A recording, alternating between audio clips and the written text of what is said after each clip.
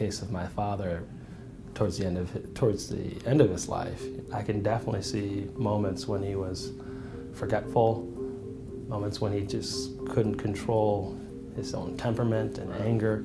But CTE is not just an NFL problem, it's also a youth problem.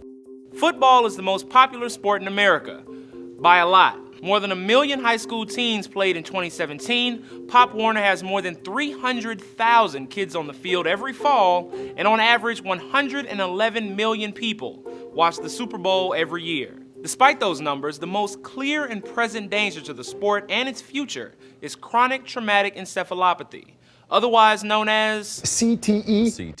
Stage 3 CTE, the degenerative brain disease. Dave Duerson lost his father, Dave Duerson, in February of 2011. Treg's father was a 4-time Pro Bowler, a 2-time Super Bowl champ, and one of many former NFL players who suffered from CTE. He talked about issues with memory loss, spelling, trouble remembering how to drive home and directions. So he was very frustrated with the diminishing mental capacity that he was experiencing. Duerson shot himself in the chest at age 50, and in his suicide note, he requested his brain be donated to Boston University's brain bank to be studied. It was really a moment of clarity that it gave us. You can't separate the experiences with CTE and without CTE. Like CTE was a part of him, and this disease was a part of him, but we still obviously loved him very, very deeply. Now, Dave Duerson has attached his last name and by extension his father's legacy to new legislation, the Duerson Act, that would ban tackle football in Illinois for kids under 12. It's an honor to have this bill in my father's name to protect children. Since my father died in 2011, we've been very passionate about protecting youth sports and youth football, and we've been at the forefront of this issue. So attaching our name to it was a no-brainer. Several studies over the past few years have linked participation in youth football before age 12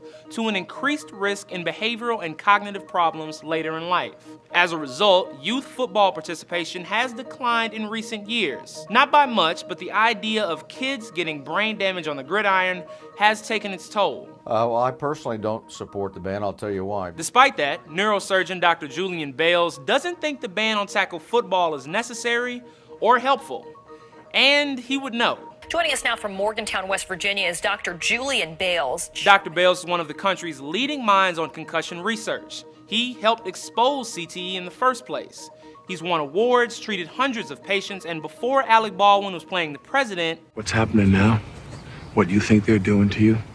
That's nothing. he did his best Dr. Bales impression in the movie Concussion. The real issue with tackle football is not when you're a little kid weighing 60 or 80 pounds and running very slowly. There is no scientific proof or consensus agreement that the age of 12 is a cutoff, that if you play before 12, you get injury. If you play after 12, you don't.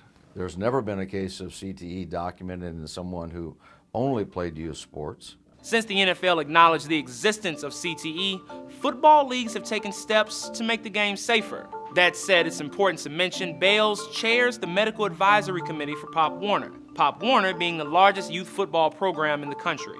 At every level, we've tried to eliminate particularly bad or egregious head-to-head hits. We think there are 100 or less hits a year in Pop Warner football. So I'm optimistic that the changes that have already occurred from the NFL on down to youth football have already had benefits. Both Bales and Dave Duerson love the game and recognize the value that comes with it. But they're also conflicted about what it's done and what it can do to players. It was not always a fun journey to look to the discovery of brain damage in the sport that I played and that I still love. I think it's uniquely American and a very important sport for kids and young adults to play. It's been a heartbreaking love affair.